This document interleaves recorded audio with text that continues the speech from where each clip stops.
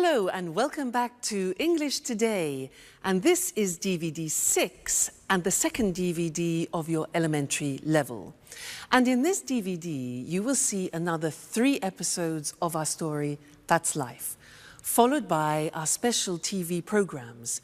In the first, a music expert talks about John Lennon, followed by a business debate about Bill Gates. Then, in the grammar section, we will study the regular and irregular verbs of the past tense, adjectives, and the use of should for giving advice. Okay, so enjoy your studying and have fun.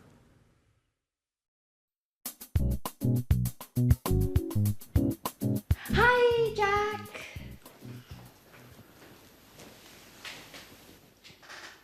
Yes, that's exactly what I told him. I sent him an email asking for more information. No, I didn't. I'm sorry, I didn't have enough time today. Okay. Okay, I'll call him in 10 minutes. Bye. Hi, Jack. So, did you have a good day? No, I didn't. It was a horrible day, Anne. I had a lot of work to do. First, I met some clients in the city. We met at 9 o'clock and finished at 2. After that, I checked the monthly loss and profit accounts twice, and then I wrote some letters. I am so tired. Well, now relax. Have a glass of wine. You're lucky. I'm cooking lasagna. Your favorite dish. No, thanks, Anne. I ate lasagna at lunch. Oh. Well, it's not a problem. I'll prepare something else. And after dinner, we can watch Wimbledon on TV. There's the men's singles match. It should be exciting. I'm sorry, Anne. I can't. I have some work to finish. And then I'm going to my karate gym. That's how I relax. Oh, hey, Jack, just a moment. Didn't you notice anything? Did you clean the kitchen? No, I didn't. Did you receive your marvelous set of Chinese plates? No, Jack. Nothing about the house. It's about me. Oh, I see. You bought a new pair of shoes, didn't you? They're very nice. Well, I have to go now. It's late. Oh, it doesn't matter. Go. Bye. Such a waste of time.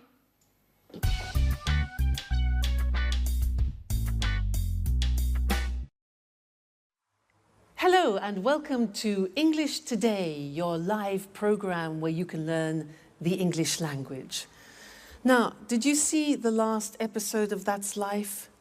Well, I think Jack needs a pair of these. What do you think? I mean, honestly, men. Let's change the subject and talk about something else, shall we? Let's talk about regular and irregular verbs. Let's take an example, the verb play. Well, in the past, it's very easy because regular verbs just take ed at the end. So play plus ed becomes played. Another example, start plus ed becomes started. Let's look at those on the screen now because there are certain things that we need to know about the pronunciation and the spelling in particular of regular verbs in the past. So, as we said, the simple verbs are play, visit. You just add ed, so it's played and visited. What happens if a verb ends with e? Well, it's simple. We just add d. So live becomes lived, just d. Dance becomes danced. You just add the D. There's no need to add another E, okay? Then what happens if the verb ends in a Y? For example, hurry. Well, that's simple. You take off the Y and you replace it with I-E-D. Hurry becomes hurried. Now this is for verbs which end with a Y preceded by a consonant. So another example is marry. It ends with R-Y and becomes married, I-E-D. Okay? Then the next group, stop. T-O-P is the end of that verb, so it's consonant, vowel, consonant. With these verbs, what we do is we double the consonant. So stop becomes stopped with double P, but the pronunciation doesn't change, okay? Another example is prefer. Prefer becomes preferred, double R. Okay, again, pronunciation doesn't change. So these are the things you need to remember about the simple past, regular verbs. Mainly, it's a problem of spelling, okay? Otherwise, it's easy. The problems begin with the irregular verbs because you have to learn them by heart, which means by memory. You have to learn them individually. Now, I am going to read some to you, some of the most important ones. Some of them you have already heard in the story, so listen carefully to the pronunciation. Buy, bought. You notice that O-U-G-H-T is pronounced ought. Buy, bought. Come, came. Do, did. Drink, drank. Eat, ate. Find, found. Get, got. Give, gave. Have, had. Make, made. Meet, met. Read, read. Notice that. Now, read and read are written exactly the same, but the pronunciation changes in the past tense. Read, read. Say, said. Send, sent. Speak, spoke. Tell, told. Think, thought. Watch that again. O-U-G-H-T, ought. Write, wrote. Okay, so some of those are the most important irregular tense verbs that you will hear. All right, now, let's go and join our friends again in That's Life. And the girls are looking at an album of photographs. Listen to them carefully and see how many past tense verbs you can pick out, okay?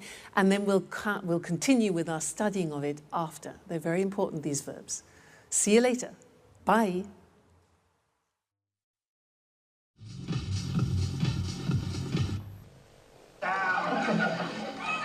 Hey, Anne. No, I'm Mr. Simpson.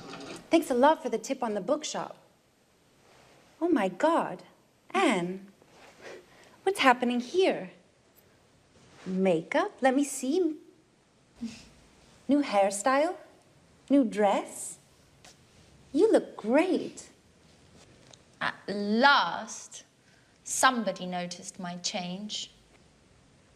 It's impossible not to notice it. Thanks. Well, what were you talking about? Oh, I wanted to thank you for the tip on the bookshop. It's a great shop. Oh, great. I'm glad you liked it. I love sitting and drinking a cup of coffee and looking at the books. Yes, that's exactly what I did. I sat down, ordered a cup of coffee, and read. And I found all the books I wanted. What books did you buy? I bought a biography about Virginia Woolf and a book about archaeology. And you? What are you doing? I'm trying not to think about all my problems. So I'm looking at some pictures. Can I see them? Sure. They're pictures of us. Oh, look at this one. We were in Edinburgh. We went for a trip. Do you remember? Yes, I do. How funny Alice was with that Scottish hat. Did we go by car? No, we didn't. We went by train. And at the very last moment, Peter didn't come because of the audition. Yes, as usual. And who's this? I don't know him. Oh, that's Frank, a friend of mine. I met him on holiday in Norway. We had a good time together. And? Afterwards, he went his way and I went my way. Yeah, that's life. Did you have an affair with him? No, I didn't. Nothing like that. And we were only good friends. Do you keep in touch? No, we don't. He wrote me a letter 5 years ago.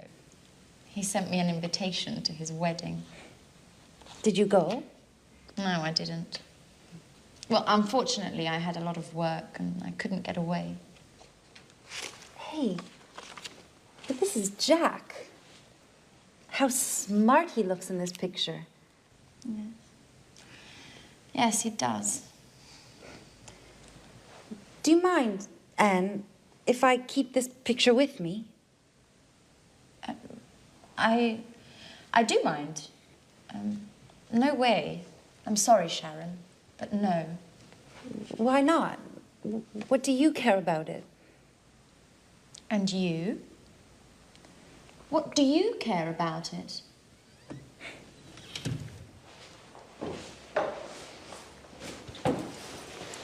Hey, girls. What's happening here? Nothing. At all. Why? Hello again and welcome back. That's quite a triangle, isn't it, in the story?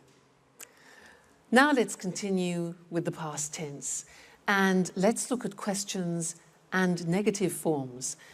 Fortunately, they are very regular because we just use the auxiliary did. Remember, in the present tense, we used do and does. Well, in the past tense, we only need did, and in the negative, didn't. So things are easier, okay? Now, I want to do a little exercise with you to practice questions.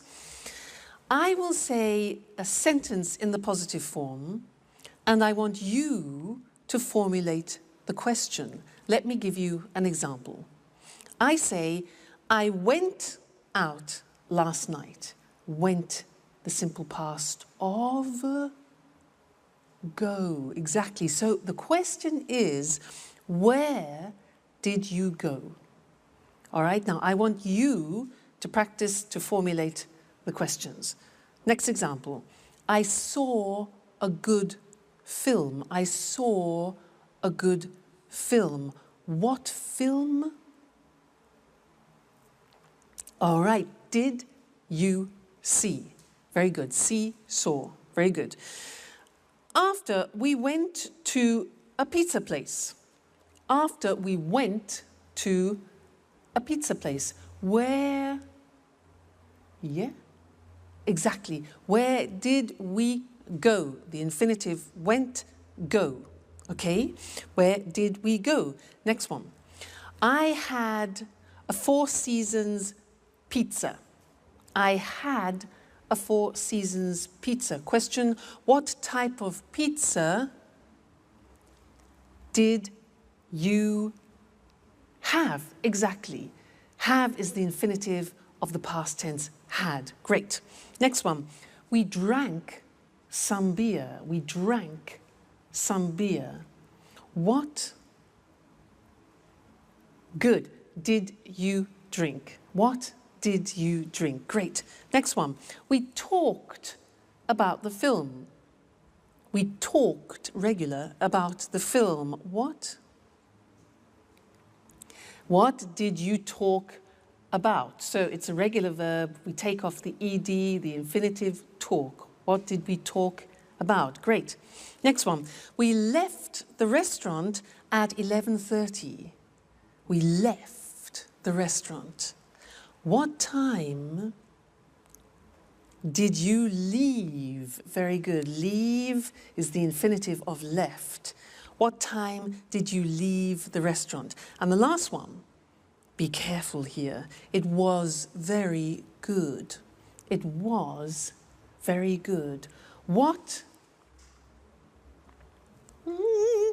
did it be? Remember, the verb to be is always an exception, and we don't use an auxiliary. We don't use did, we don't use do, we don't use does. So what's the question? It was very good. What was it like? All right, so remember, with the verb to be, don't use the auxiliary did. So let's go to the screen now and look at that written to help you memorize it, okay? So we said that we use did and didn't in the question and negative forms. Let's look at the question. You have the question word when, the auxiliary did, the subject you, and then the infinitive form, all right? When did you arrive?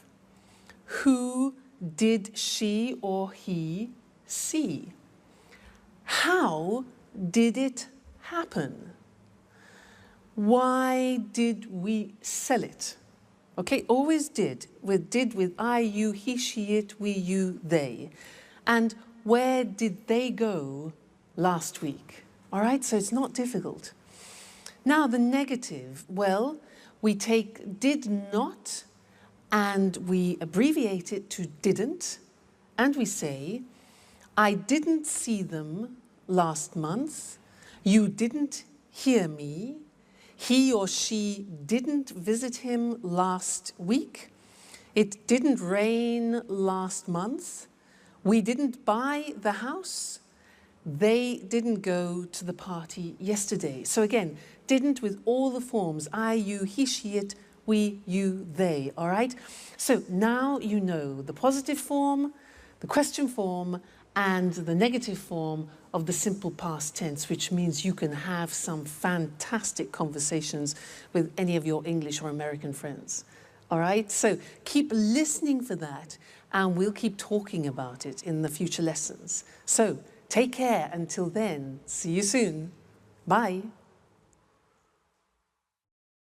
Tell me more, more did you get very far, far? Peter, sorry.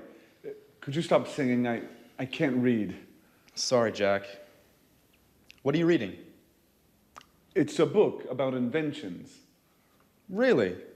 Can I have a look? Sure. I'm reading about the computer.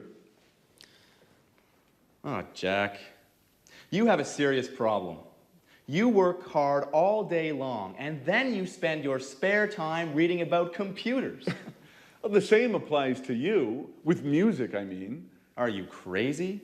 How can you compare music with computers? Anyway, music is my job. You know, we're performing in a few days. I'm so nervous. I know. But music isn't the only thing in life. I'm studying for my European computer driver's license. Does that count? Sure it does. But music is more interesting. That's your opinion, Peter. Well, for example, did you know that Bill Gates founded Microsoft, but the computer goes back to the 19th century? They built a computer in the 19th century? No. John Babbage had the idea for the first computer in the 19th century. He called it the analytical engine. Hey guys, what are you talking about? I've got a questionnaire for you. Are you ready? Not again. Why do you like answering all these surveys? I guess it's a hobby. A little strange, I know. Anyway, it's a way to learn something new about ourselves, you know? I'm curious. Aren't you too? Well, are you ready? No, not me. Please leave me alone, Alice. I have more important things to think about.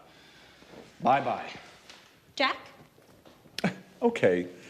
Okay, what are the questions? Shoot. So, this questionnaire is about love. First question. When was the first time you kissed someone? Ooh, that's an interesting question. I kissed a girl for the first time 2 years ago. Come on, you're joking. Yeah, I guess I am. No, I kissed her in 1982.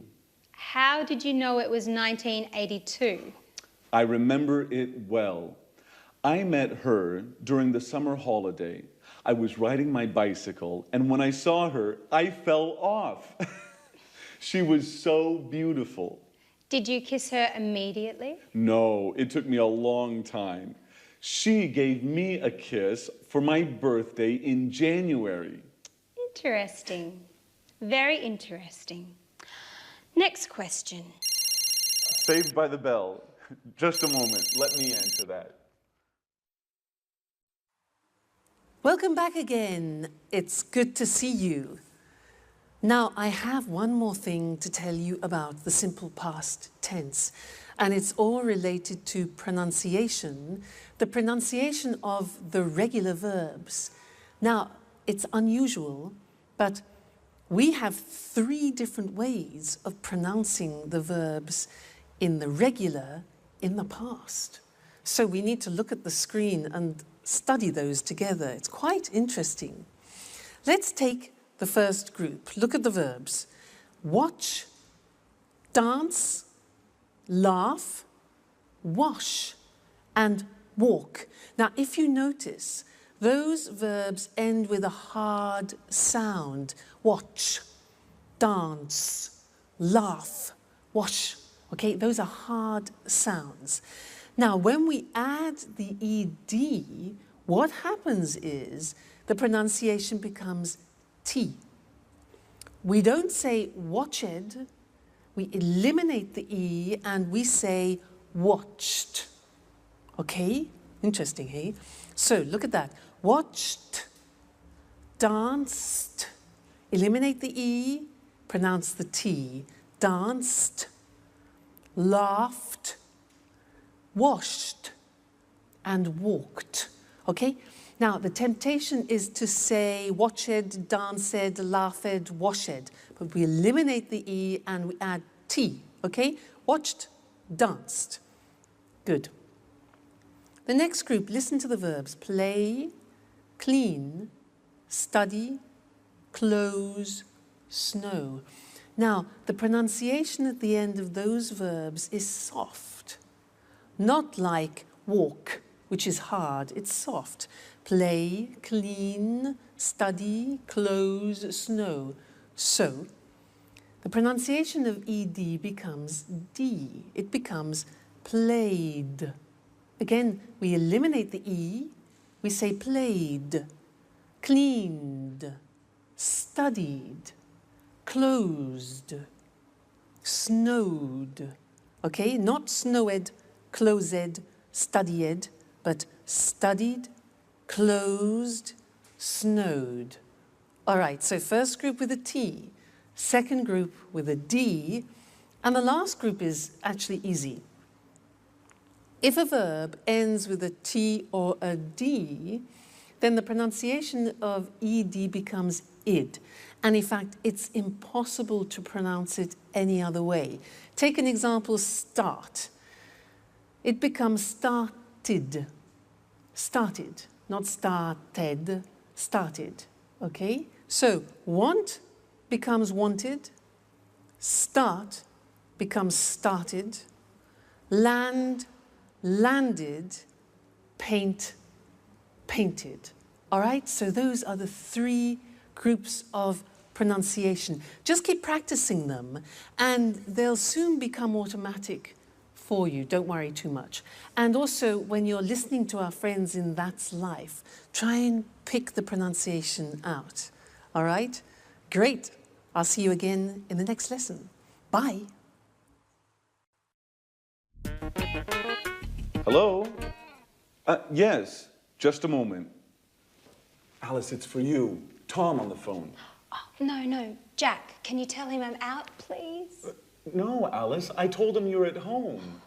Oh, make something up, please. I don't want to talk to him. He's so boring. Tell him I'm ill or something else, whatever you like. Hello, Tom? Hello? Tom, I can't hear you. Hello? Thanks, Jack. Okay, well, where were we? Let me see. When did you start school? Well, what does school have to do with love? And what a stupid question. I started school when I was 6 years old. Everybody starts school at 6 years of age. Right. Did you enjoy school? I enjoyed university, yes. I enjoyed it very much. Excuse me, Alice, but do you really find this questionnaire all that interesting? Well, not really. Anyway, let's go on. And why did you enjoy university? Because we had parties every Saturday night. Ha ha. No, really, why? Well, I learned a lot, and I made a lot of new friends. I lived on my own, and... Just a moment. Hello? Just a minute. Alice, it's John on the phone. Oh, Jack, please tell him that... Oh, I know that you're not at home, or that you're ill. I know the story. Thanks, Jack. Hello, John? Hello? John, I can't hear you. Right, now where were we? Wait a minute, Alice. Now it's my turn. I have a question for you. Okay, shoot. Could you please answer the phone next time? You know, I'm not your secretary.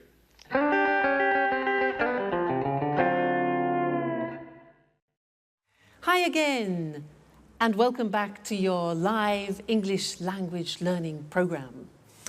Alice has a lot of admirers, doesn't she, girls? How does she do it? Now, I want to do an exercise with you to help you practice recognizing past tense verbs. Okay, so I'm going to become a newsreader.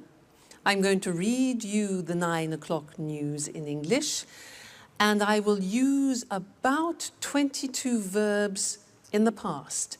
I want you to listen carefully and try and recognize as many as you can. All right, so let me get in position. Are we ready? Okay.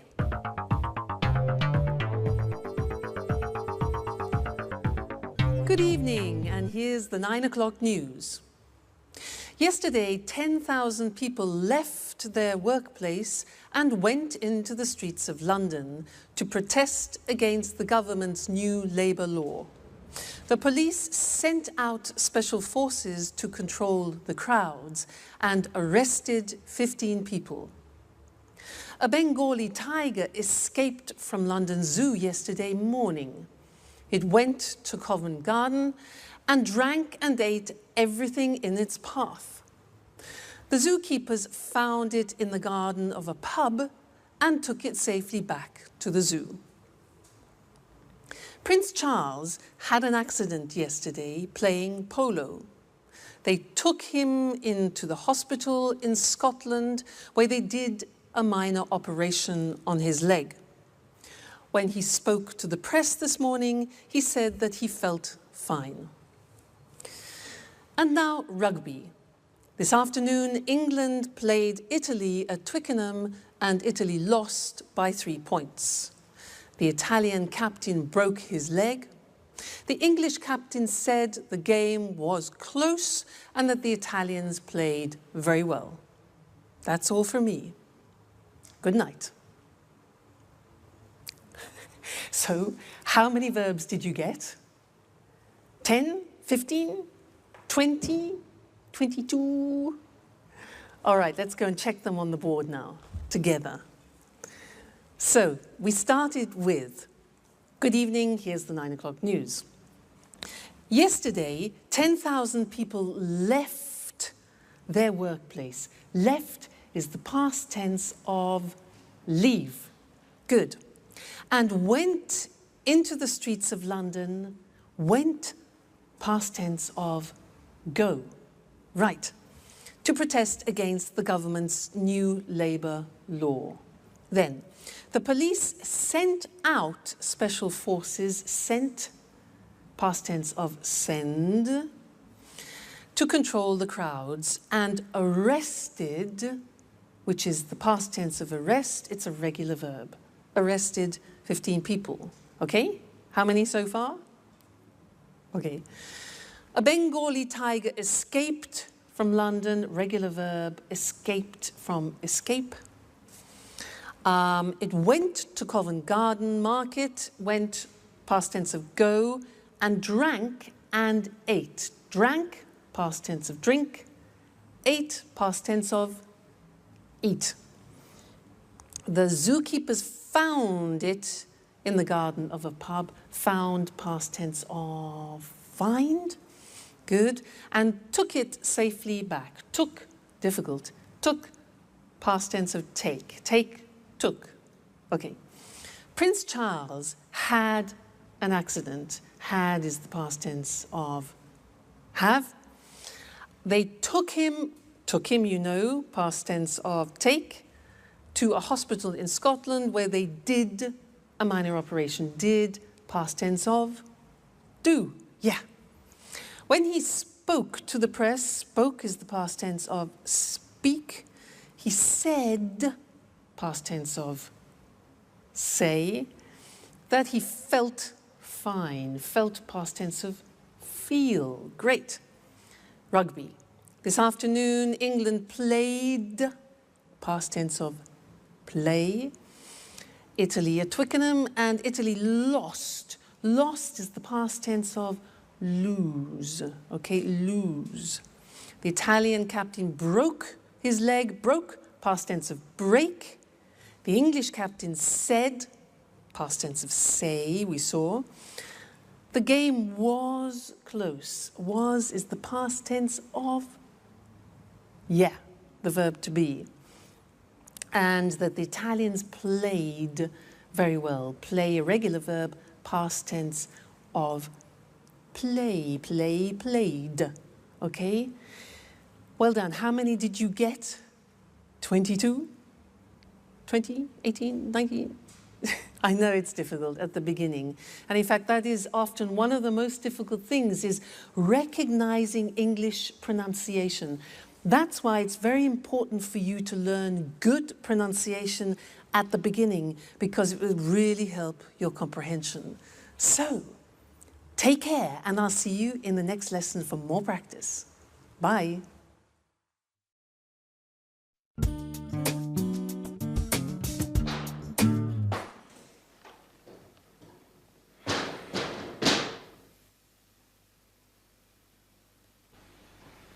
Hi, Sharon.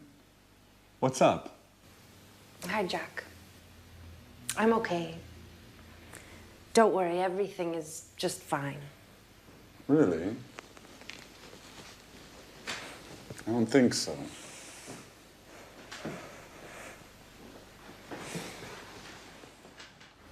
Come on, tell me what's happening. Some problems with Peter? No. Well, yes. But I don't think you're the right person to talk with. Well, maybe you're right. But I can't stand seeing you so sad. And this? What does it mean? Don't worry, I'm not leaving forever. My colleague Lucy invited me to spend the weekend at her house. She has a cottage in the countryside, near Brighton. We are leaving in the evening, right after work. The countryside is lovely there. I hope so. I need a break. Living with Peter is getting hard. He's so nervous about his concert. He can only think and talk about that. He seems miles away.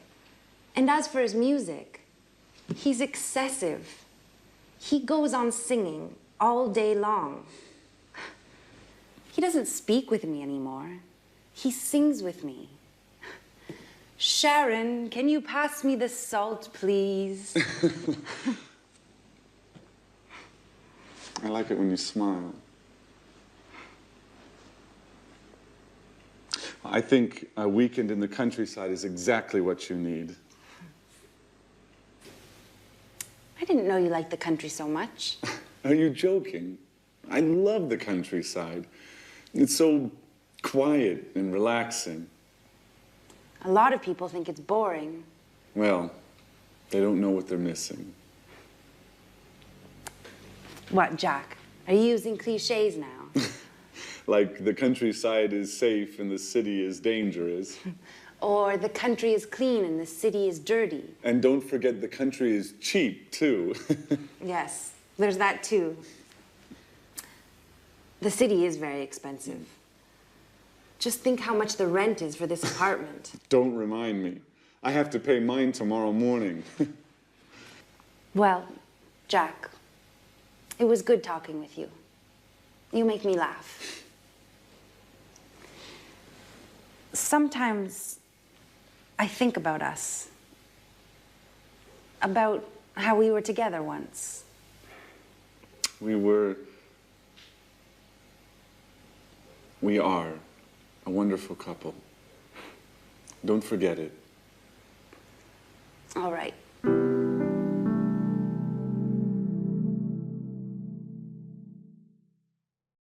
Hi again, how are you? So, Jack and Sharon both like the countryside, do they? Can you imagine them alone in a house in the country, cheek to cheek? We'll see, could be interesting. Now, in this lesson, I want to talk to you about adjectives. Adjectives. In that last episode, they talked about the city and the countryside. So let's look at some adjectives that we could use to describe the city and the country. For example, the countryside is beautiful, but often cities are the opposite of beautiful. We say ugly. Beautiful, ugly, all right? Usually the countryside is quiet and the city is noisy. Noisy. The countryside is usually safe, whereas cities can be, dangerous. Life in the countryside is slow, whereas life in the city is fast. The countryside is rural, whereas the city is urban, all right? Usually the countryside is charming, and often cities are modern. Life sometimes in the countryside can be boring, but life in cities is usually interesting. Life in the countryside can be very relaxing, whereas the city is usually exciting. Countryside is very clean, Anne would like that, whereas often cities are dirty. The countryside is usually cheap, whereas cities are often expensive. Okay, so those are typical adjectives to describe countryside and city. Now let's think of people and things. Well, people can be young, but things, we wouldn't say things are young, we would say things are new. So a book is new, but my brother is young. The opposite of young is old, okay? Old. And we also use that for things, so we could talk about an old book. Now, some people are fat, but when we describe a book in that term, then we say the book is thick, not fat, okay? We can say a person is thin, and we can also say a book is thin. Then somebody is 2 meters. Tall. Somebody is tall. Whereas we would say for a building, the building is big or high. Then the opposite is short. Person is short. And the thing would be little. Now, there's another very interesting thing about adjectives to learn, is that adjectives are divided into syllables. So, for example, if you look at the adjective beautiful, how many syllables are there? Beautiful. 3 syllables. Beautiful. Beautiful. Okay? Let's look at another example. Quiet. Listen to that. Quiet. 2 syllables. Quiet. Another one. Safe is 1 syllable. Safe. How about dangerous? How many? Dangerous. Dangerous. 3. Okay? One more. Interesting. That's quite difficult. Interesting. How many syllables? 4. Interesting. Pronunciation interesting. Relaxing. Relaxing. 3. Cheap. 1. Okay? So all adjectives in English are divided into syllables. You can count them. And that's important when you want to compare things, which is what we'll be looking at in another lesson. Now, we're going to go back to That's Life, and Anne wants to buy a car, and Jack is giving her advice. Listen to the way that they use the word should, and then we'll look at that in the next lesson. All right, see you then. Bye.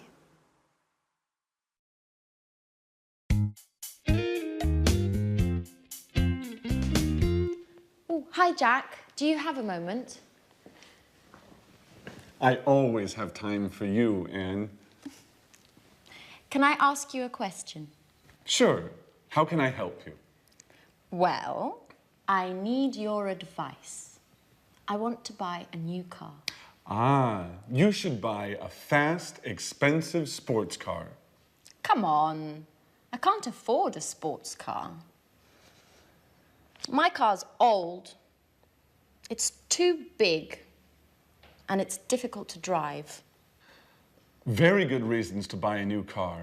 Yes. I'd like to buy a small, stylish car that's not too expensive. A small, stylish car that's not too expensive. And for young people. Of course. You shouldn't buy a car for old people. So, what car should I buy? I don't understand anything about cars. Well, what about buying a Ferrari? Are you joking? Just kidding. Let me think. Ooh, can I have a look? Well, how about this car? It's nice. Isn't it expensive? All cars are expensive these days. By the way, did you hear about Sharon? Yes. I met Peter in the afternoon. He told me they had a quarrel. But I don't think we should worry about it. Do you? Well, maybe we should. What do you think of Sharon, Anne? She's very pretty. Yes, she is. What about me, Jack? Do you think I'm good looking? Come on, Anne. Well, you are very attractive. Do you really think so? Yes, Anne. You are always on my mind. Oh, Anne, I'm sorry. It doesn't matter, Jack.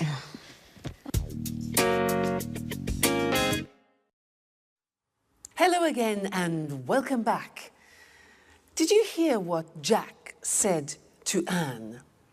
He said, you should get yourself a really fast, expensive sports car. Now, do you think that's practical advice with all the money that Anne hasn't got?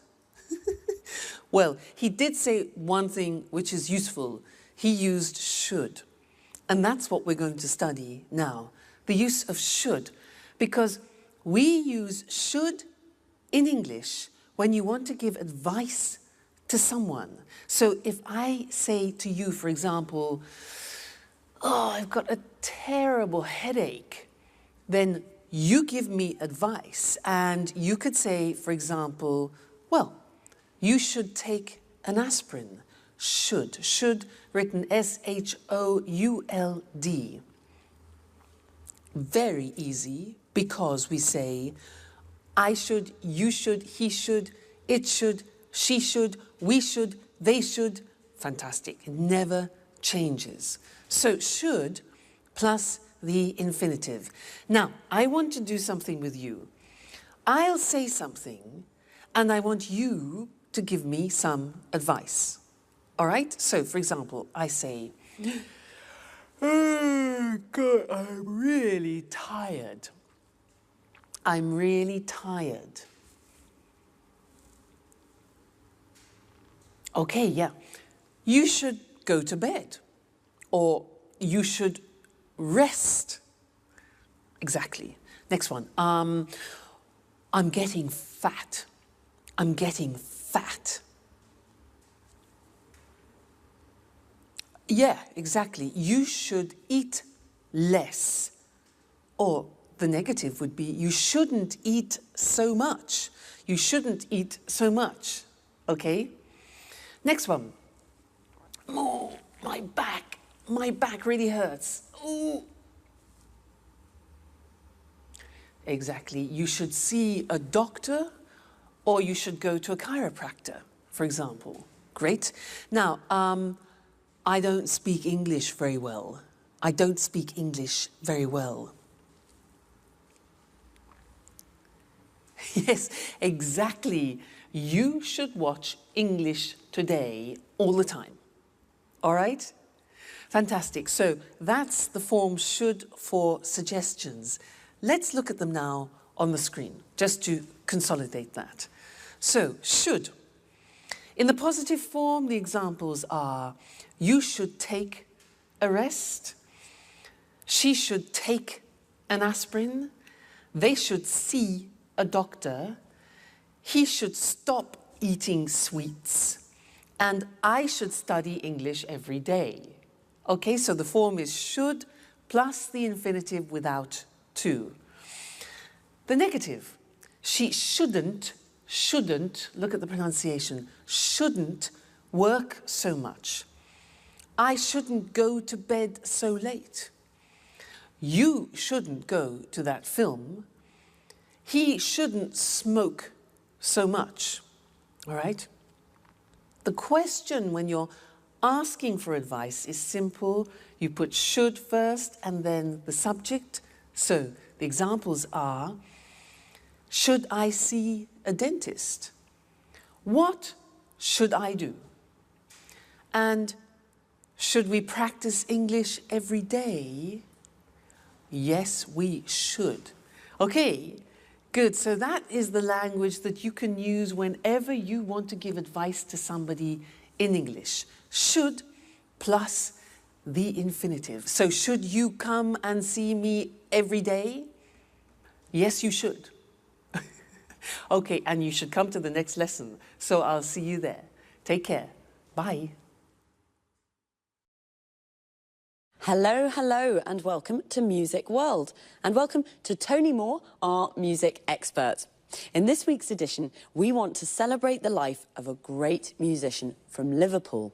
Maybe the greatest pop musician of all time. Right, Tony? Yes, that's right.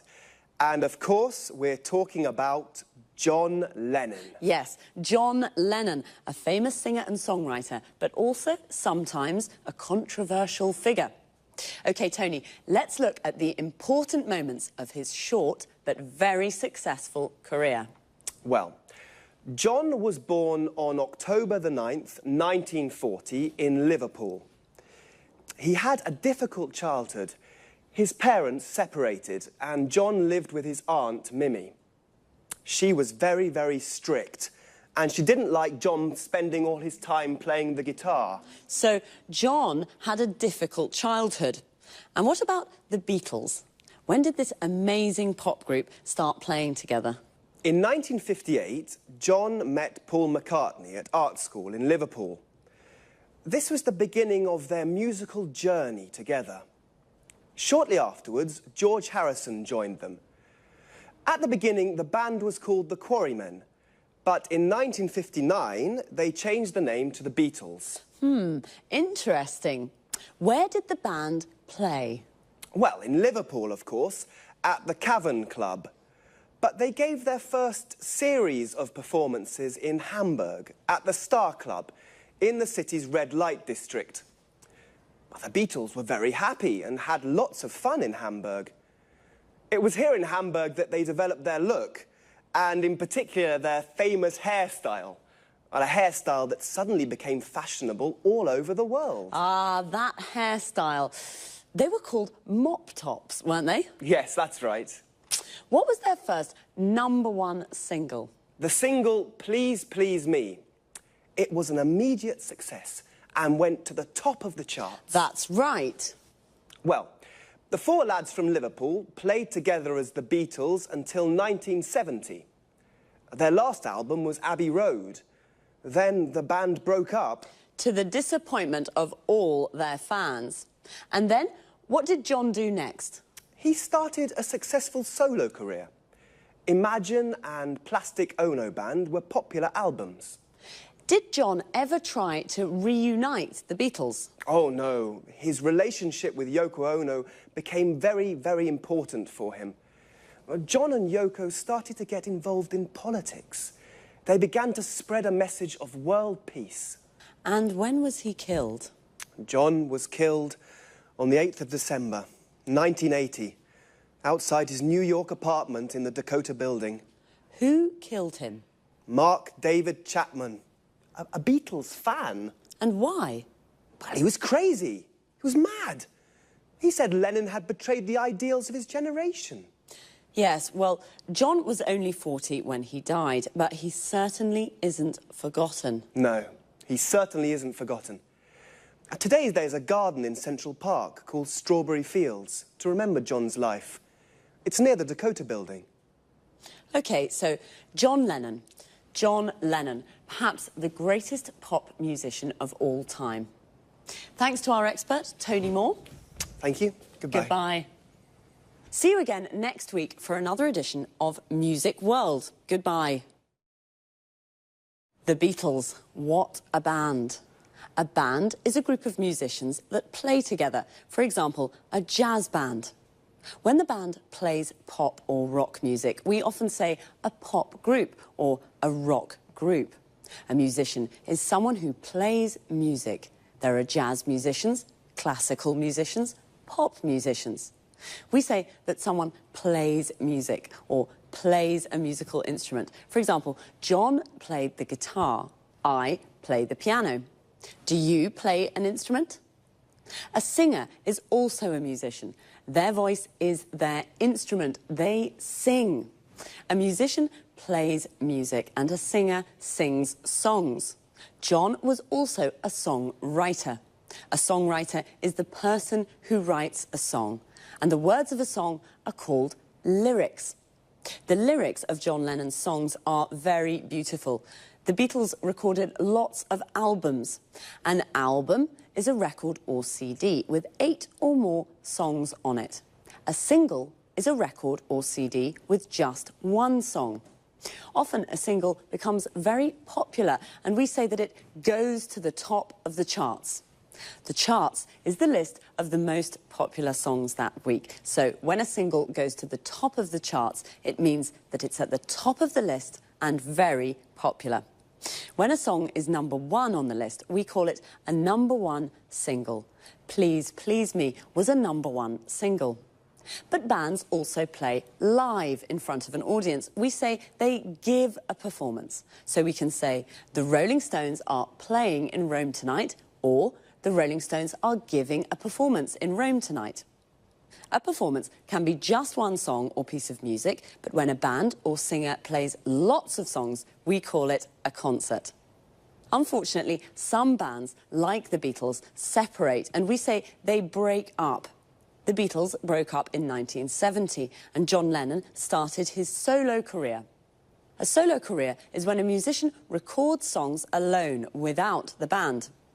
It's time for me to say goodbye to all you music lovers. See you next time. Good evening, and welcome to this week's edition of Let's Talk. In the studio with me this evening are our commentators, Marie and Tom. How are you? Fine, thanks, Eric. Very good.